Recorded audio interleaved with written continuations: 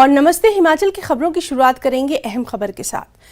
पूर्व मुख्यमंत्री शांता कुमार ने अपील की है। विमेंस आईपीएल में नीलामी के भाषा पर उन्होंने अपील की है और अपने सोशल मीडिया हैंडल पर उन्होंने लिखा है एक लेख, अब तक कोई भाषा इतनी दिवालिया नहीं हुई है, बेटियों को इतने और उतने में बिकी लिखना पड़े।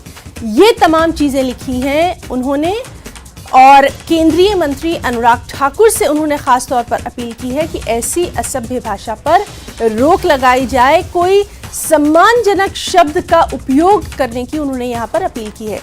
आपको मामला बताते हैं कि हाल ही में हुई WIPL नीलामी के बाद अखबारों की सुर्खियों में लिखा था, देश की ये बेटी इतने करोड़ में, वो बेटी इतने कम में बिकी। बस इन्हीं शब्दों से बेहद हताश नजर आए पूर्व मुख्यमंत्री शांता कुमार और उन्होंने इस पर बाकायदा एक लेख लिख दिया है और अपने इस लेख में उन्होंने अपील की है। पूर्व मुख्यमंत्री शांता कुमार ने अपील की कि विमेन आईपीएल में नीलामी की भाषा पर अपील की है। सोशल मीडिया हैंडल पे उन्होंने एक लेख लिखा है।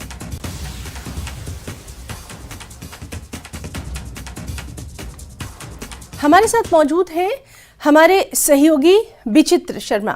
विचित्र, आपसे जानना चाहेंगे, जिस तरह से यहाँ पर उन्होंने एक लेख लिखा है और असभ्य भाषा का उन्होंने यहाँ पर जिक्र किया, क्या कुछ यहाँ पर उन्होंने लिखा है और किस तरह की अपील की है देश की बेटियों के लिए?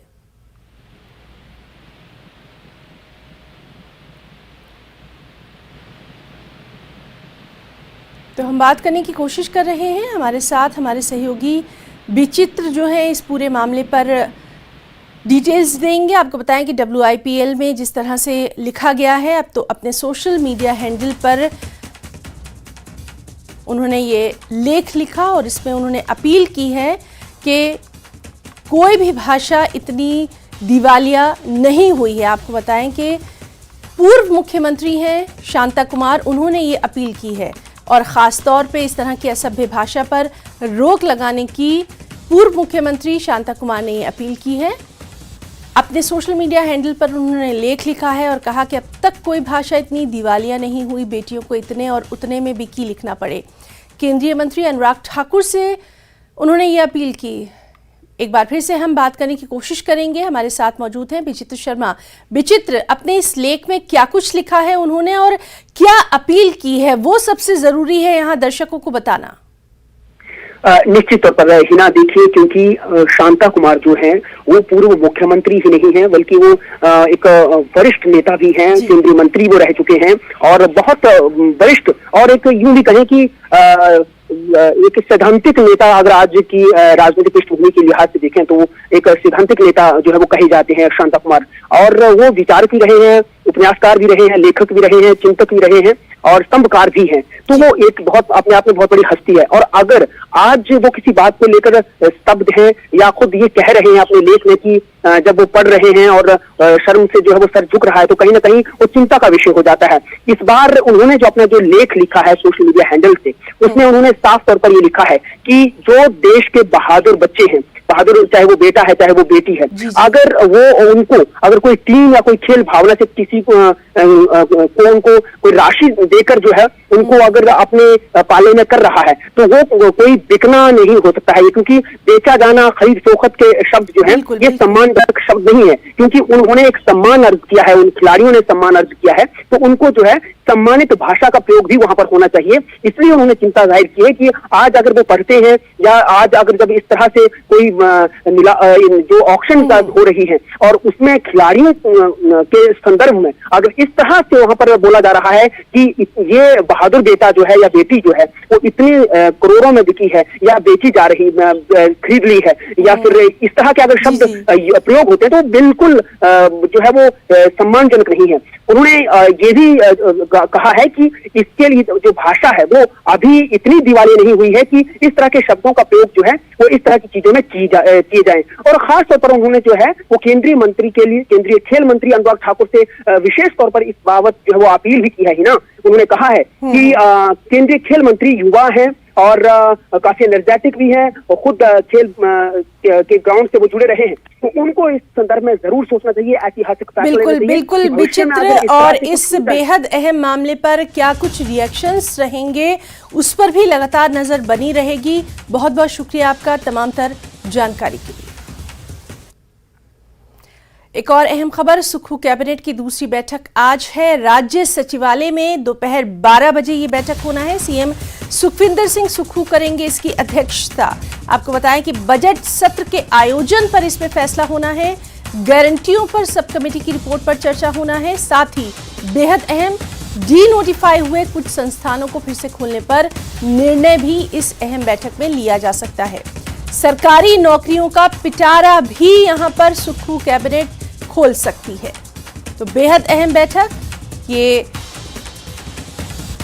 गवर्नमेंट सेक्रेटरीट पे होनी है और 12 बजे ये अहम बैठक होनी है। कई अहम गारंटीज के साथ जब यहां पर सरकार आई थी, कुछ अहम फैसले तुरंत सरकार बनने के बाद लिए गए थे। इन तमाम चीजों पर आज यहां चर्चा संभव है। तो बेहद अहम।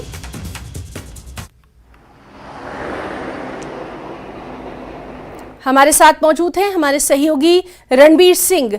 रणबीर, आपसे जानना चाहेंगे, दूसरी कैबिनेट की आज बैठक होनी है, बहुत ही महत्वपूर्ण बैठक है। कौन कौन से अहम मुद्दे इसमें आ सकते हैं?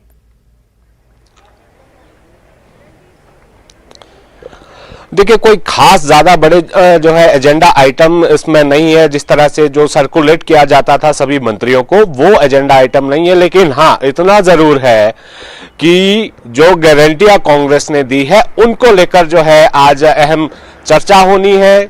शायद जो है निर्णय हो जाए कि 1 लाख नौकरियां देने का जो वादा किया था, हालांकि जो कैबिनेट सब कमेटी उस पर बनाई गई थी उसकी रिपोर्ट आज रखी जानी है, लेकिन वो डाटा जो है अभी तैयार नहीं है। और कितने युवाओं को और किस किस जगह पर ये नौकरी दी जाएगी। महिलाओं को 1500 रुपए देने का वायदा किया गया है। 10 लाख से ज्यादा महिलाएं जो है वो चिन्हित की गई है, उनको ये राशि दी जाएगी। तो कैसे दी जाएगी ये भी देखना होगा। अहम बात यह है कि रिपोर्ट इसमें जो है रखी जाएगी। बड़ी और अहम बात जो है इस कैबिनेट बैठक में यह है कि जो बजट सत्र है उसके आयोजन को लेकर जो है राज्य सरकार आज फैसला करेगी और किन तिथियों में जो है बजट सत्र का आयोजन किया जाना है, इसको लेकर कैबिनेट जो है अपनी मुहर लगाएगी। शायद ये सप्ताह हो सकता है फरवरी के अंतिम सप्ताह या मार्च महीने में ये शुरुआत में इस बजट सत्र का आयोजन किया जा सकता है। इस पर चर्चा जो है यहाँ पर होनी है। बहुत सारे ऐसे संस्थान हैं जिनको डी नोटिफाई किया गया है। बार बार जो ये भाजपा की तरफ से विरोध प्रदर्शन भी किया जा रहा है, राज्य सरकार की तरफ से भी ये कहा गया है कि जहां पर जरूरी संस्थान है वो बहाल कर दिए जाएंगे। कुछ इस पर जो है फैसला होना है। देखिए, जो स्टाफ सिलेक्शन कमीशन है उसको जो है सस्पेंड किया गया है, उसके कामकाज को सस्पेंड किया गया है, उसको लेकर भी जो है आज चर्चा होने की उम्मीद है कि शायद क्योंकि बहुत सारे जो एग्जाम्स हैं अभी होने हैं, भर्तियां होनी है, ऐसे में इसको बहाल किया जाए। जो रिपोर्ट आई है, जो जांच रिपोर्ट आई है विजिलेंस की, और चाहे वो शिक्षा विभाग की तरफ से जो जांच रिपोर्ट आई है उस पर भी जो है चर्चा करने के बाद कैबिनेट ये फैसला ले सकती है कि इसको जो है फिर से शुरू करना है या नहीं। ये तमाम महत्वपूर्ण है। और ओपीएस को लेकर जो है जो खास ज्यादा जो है इसमें चर्चा होने की संभावना नहीं है कि शायद इतनी चर्चा ओपीएस को लेकर जरूर होगी कि क्या इसको इसकी जो है अधिसूचना जारी करने की स्थिति में राज्य सरकार है या नहीं। अधिकारियों से इसके बारे में जो है पूछा जाएगा। ये अहम जो है इसमें रहने वाला है। तो कुल मिलाकर जो कांग्रेस ने जो गारंटियां दी है उस पर जो है आज मंथन होगा। जो कैबिनेट सब कमेटी की रिपोर्ट है उस पर चर्चा होगी और बजट सत्र पर जो है चर्चा होगी, उसको आयोजन की तिथि जो है घोषित कर दी जाएगी। इसके अलावा बहुत सारे ऐसे मुद्दे हैं। हो सकता है कि जो सुखाश्रय योजना है उसमें कुछ बदलाव को लेकर जो है कोई संशोधन जो है कैबिनेट इसमें ला सकती है। तो तमाम ये बड़े मुद्दे हैं, लेकिन कोई ऐसा स्पेसिफिक एजेंडा नहीं है जो मंत्रियों को जो है सर्कुलेट किया जाता है। इसमें 2-3 ही ये जानकारी निकल कर आई है कि इस बैठक के ताल्लुक से लगातार आपसे अपडेट लेते रहेंगे। आगे बुलेटिन में भी दर्शकों को बताएंगे। बहुत बहुत शुक्रिया तमाम जानकारी के लिए। शिमला में सीएम सुखविंदर सिंह सुक्खू ने स्वास्थ्य विभाग की समीक्षा बैठक की। ये बैठक राज्य सचिवालय में की गई। इस दौरान मेडिकल ब्लॉक लेवल पर आधुनिक सुख सुविधाओं से लैस अस्पताल बनाने का फैसला लिया गया। बैठक में सीएम ने कहा कि प्रदेश सरकार राज्य के लोगों को उनके घर द्वार के समीप विश्व स्तरीय स्वास्थ्य देखभाल सुविधाएं प्रदान करेगी। साथ ही प्रत्येक चिकित्सा खंड में आधुनिक तकनीक से युक्त अस्पताल स्थापित किए जाएंगे। सीएम ने यह भी कहा कि इन अस्पतालों की क्षमता 50 से 100 बेड्स की होगी और इनमें विशेषज्ञ चिकित्सक, पर्याप्त पैरामेडिकल स्टाफ के साथ साथ डायग्नोस्टिक लैब भी उपलब्ध करवाई जाएगी। खंड स्तरीय अस्पतालों के सुदृढ़ीकरण से मरीजों को विशेष चिकित्सा सुविधाएं उपलब्ध करवाने में मदद मिलेगी। वहीं बैठक में मुख्य संसदीय सचिव संजय अवस्थी समेत विभाग के कई आला अधिकारी भी मौजूद रहे।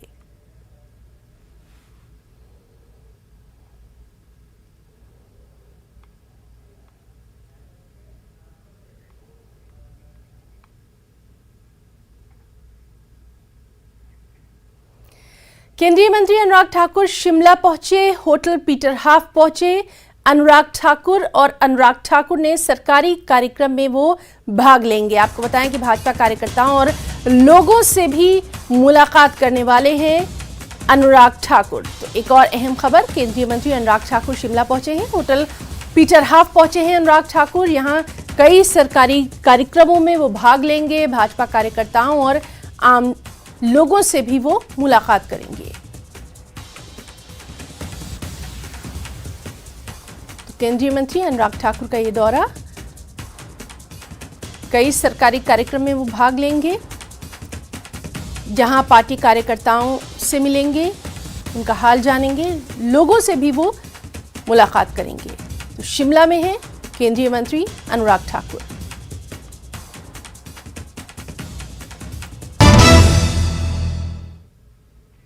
और ब्रेक के बाद नमस्ते हिमाचल में एक बार फिर से आपका बहुत वेलकम करते हैं। राज्यपाल राजेंद्र विश्वनाथ आर्लेकर के सम्मान में राजभवन में विदाई समारोह का आयोजन किया गया। समारोह में लेडी गवर्नर अनघा आर्लेकर भी मौजूद रही। राजभवन में इस आयोजित विदाई समारोह में राज्यपाल के सचिव राजेश शर्मा ने राज्यपाल और लेडी गवर्नर को सम्मानित किया। इस खास मौके पर राज्यपाल ने हिमाचल प्रदेश में अपने कार्यकाल को लेकर कहा कि वो यहाँ की मधुर स्मृतियां साथ लेकर जा रहे हैं। यहाँ रहकर उन्होंने बहुत कुछ सीखा। हिमाचल के लोगों में अपनापन है और वो प्रेम बांटने पर विश्वास करते हैं। राज्यपाल ने ये भी कहा कि वो यहाँ के आतिथ्य को कभी नहीं भूल सकते। हिमाचल देवभूमि के साथ साथ प्रेम भूमि भी है। राज्यपाल राजेंद्र विश्वनाथ आर्लेकर को अब बिहार का राज्यपाल बनाया गया है। उनके बाद अब शिव प्रताप शुक्ला को हिमाचल के नए राज्यपाल के तौर पर नियुक्त किया गया है। मेरी सोच रही है कि मैं सर्वज्ञ नहीं हूं, सब कुछ जानता हूं, ऐसा मैं बिल्कुल नहीं हूं। कोई भी नहीं होता ऐसा। जब मैं यहाँ राज्यपाल बन के आया तो मैं यहाँ से कुछ सीखने के लिए आया था, यहाँ कुछ देने के लिए नहीं, यहाँ से कुछ लेने के लिए आया था। और आज जब मैं यहाँ से जा रहा हूँ तो कुछ लेकर जा रहा हूँ, वो मेरी पूंजी है।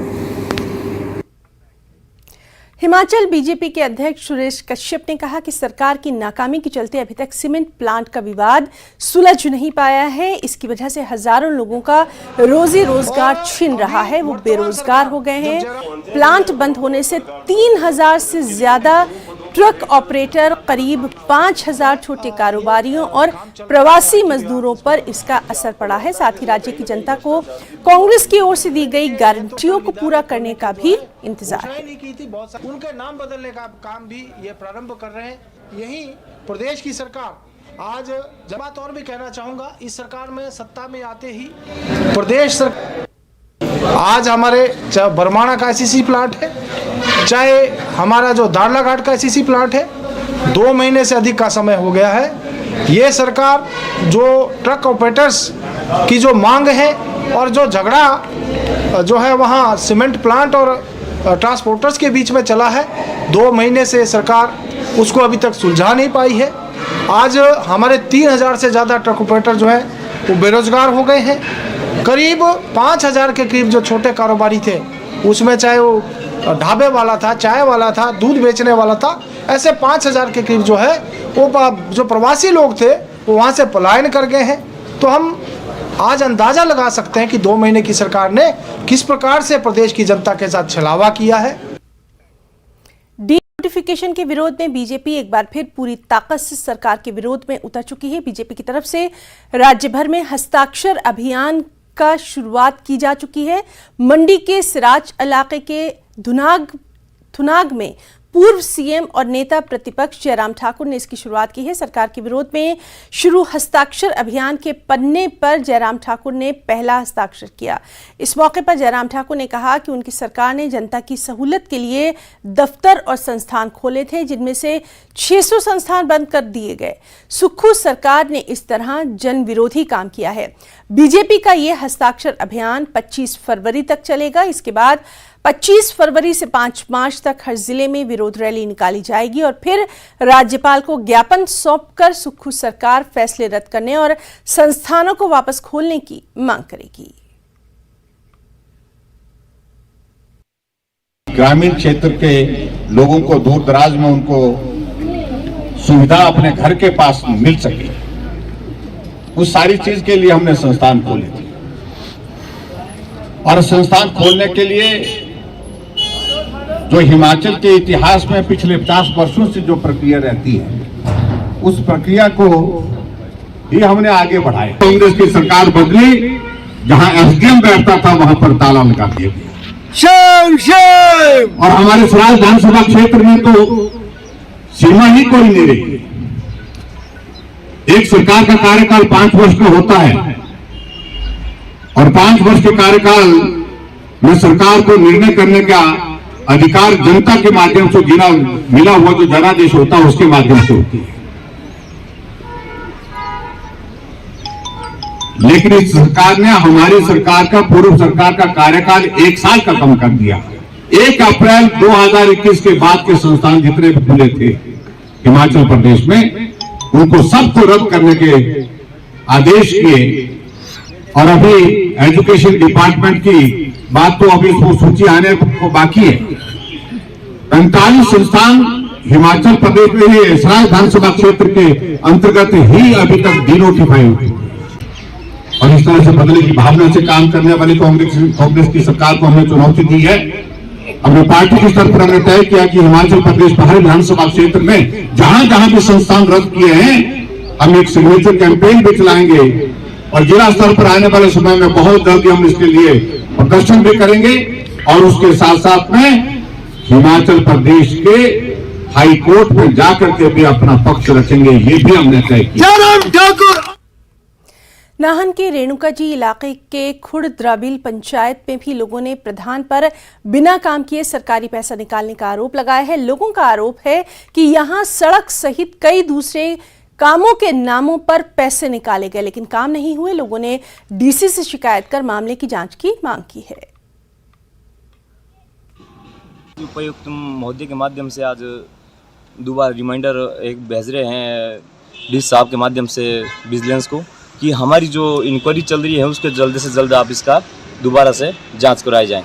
प्रधान के द्वारा किए जा रहे घोटाले, जिसमें सीमेंट 1.5 साल पूर्व जो है सीमेंट की पेमेंट ली गई और सीमेंट अभी तक जो है कार्य शुरू नहीं हुआ है और सीमेंट जो है 80 से 90 बैग के बीच में जो है गोदाम में पड़ा है और वो सेट हो चुका है। मंडी में एबीवीपी ने स्वामी विवेकानंद भवन के प्रांगण में विश्वविद्यालय की विभिन्न मांगों को लेकर धरना प्रदर्शन किया और विश्वविद्यालय प्रशासन के खिलाफ नारेबाजी की। इस दौरान अखिल भारतीय विद्यार्थी परिषद सरदार पटेल विश्वविद्यालय पीजी इकाई की उपाध्यक्षा भारती ठाकुर ने बताया कि अखिल भारतीय विद्यार्थी परिषद विश्वविद्यालय की विभिन्न मांगों को लेकर विश्वविद्यालय प्रशासन को कई बार मांग पत्र सौंप चुके हैं, लेकिन अभी तक एबीवीपी की मांगों को सरदार पटेल विश्वविद्यालय प्रशासन द्वारा पूरा नहीं किया गया। साथ ही कहा कि मांग पूरी न होने पर उग्र आंदोलन किया जाएगा।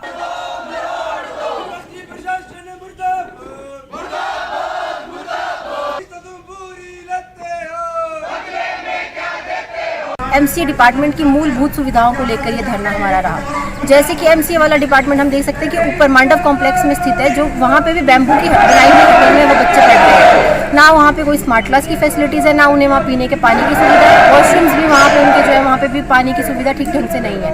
तो हमारी मांग यही रही है विश्वविद्यालय से कि वो जल्द से जल्द सुचारू रूप से शुरू की जाए। शिमला में छात्र अभिभावक मंच ने निजी स्कूलों में फीस, वर्दी और किताबों की कीमतों में भारी बढ़ोतरी के खिलाफ शिक्षा निदेशालय शिमला के बाहर जबरदस्त प्रदर्शन किया। मंच का कहना है कि फीस, ड्रेस और कॉपी किताबों की कीमतों में 25 से 30% तक की बढ़ोतरी की गई है। छात्र अभिभावक मंच के संयोजक विजेंद्र मेहरा ने कहा कि इस बार भी फीस में बढ़ोतरी की गई है। इसी तरह ड्रेस और किताबों की कीमतें भी 25 से 30% तक बढ़ा दी गई है। कानून लागू करना हो, बैंकों की मनमानी नहीं चाहिए।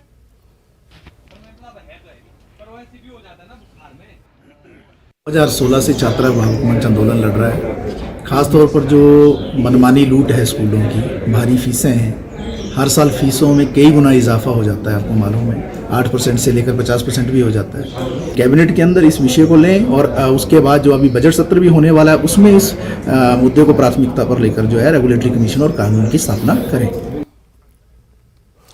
खबर कांगड़ा से है, जहां फतेहपुर के रियाली पंचायत में कृषि विभाग ने किसानों की मौसम और बारिश पर निर्भरता को समाप्त करने के लिए सौर सिंचाई योजना को जोड़ा है। भू संरक्षण विभाग की ओर से फतेहपुर उपमंडल में अब तक सौर सिंचाई योजना के तहत खेतों में 106 सोलर ऊर्जा पैनल लगाए जा चुके हैं, जिससे गरीब किसानों की पानी की किल्लत दूर हो रही है।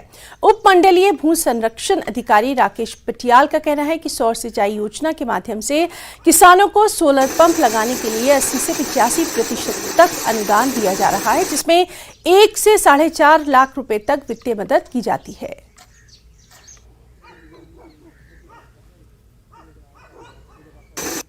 हिमाचल सरकार द्वारा ਜਿਹੜੇ सोलर पंप, सौर ऊर्जा वगैरह ਇਹਨਾਂ ਦੇ ਲਗਾਉਣੇ ਨਾਲ ਸਾਡੀ ਖੇਤੀਬਾੜੀ ਦਾ ਬਹੁਤ ਜ਼ਿਆਦਾ मतलब फैला होया है। सरकार द्वारा किसानों के उत्थान के लिए विभिन्न सिंचाई की योजना चलाई जाएगी, जिसमें पीएम कुसुम और सौर सिंचाई योजना भी एक मुख्य योजना है। इसमें किसानों के खेतों तक पानी पहुंचाने के लिए सोलर पंप लगवाए जाते हैं। ये पंप अलग अलग कैपेसिटी के होते हैं, 1 HP से लेके 10 HP तक पंप लगाए जाते हैं। इसमें इस दोनों स्कीमों के अंतर्गत सीमांत और लघु किसानों को 85% की सब्सिडी दी जाती है। बिलासपुर में शक्तिपीठ श्री नैना देवी में 10 दिवसीय शिवरात्रि महोत्सव चल रहा है, जिसमें शिव पूजा, शिव आरती, भजन संध्या के साथ साथ शिव महापुराण की कथा का आयोजन किया जा रहा है। मंदिर न्यास और स्थानीय पुजारी वर्ग के संयुक्त सहयोग से कई वर्षों से ही इसका आयोजन लगातार चलता आ रहा है और भजन संध्या में काफी संख्या में श्रद्धालु भाग ले रहे हैं। मंदिर न्यास और स्थानीय पुजारी वर्ग के संयुक्त सहयोग से कई वर्षों से इसका आयोजन किया जा रहा है। स्थानीय पुजारी आनंद गोपाल शर्मा और अंकुश शर्मा के अनुसार इस महाराज महाशिवरात्रि उत्सव में जहां पर सतचंडी महायज्ञ चल रहा है, वहीं शिव जप के साथ साथ शिव महापुराण की कथा भी श्रद्धालुओं को सुनाई जा रही है। वर्षों से चली आ रही परंपरा के अनुसार इस बार भी श्री शक्तिपीठ श्री नैना देवी जी में शिव महोत्सव का आयोजन किया जा रहा है, जिसमें कि यहाँ के पुजारी वर्ग, यहाँ के स्थानीय लोग तथा यहाँ विभिन्न प्रदेशों से, विभिन्न विदेशों से आने वाले यात्री बढ़ चढ़ कर हिस्सा ले रहे हैं। माता जी की कृपा से इस बार भी सतचंडी का आयोजन साथ में किया जा रहा है। आने वाले पाठी, ग्रंथी और विभिन्न विद्वान यहाँ अपनी अपनी सेवाएं दे रहे हैं। तो खबरों में फिलहाल इतना ही। नमस्कार।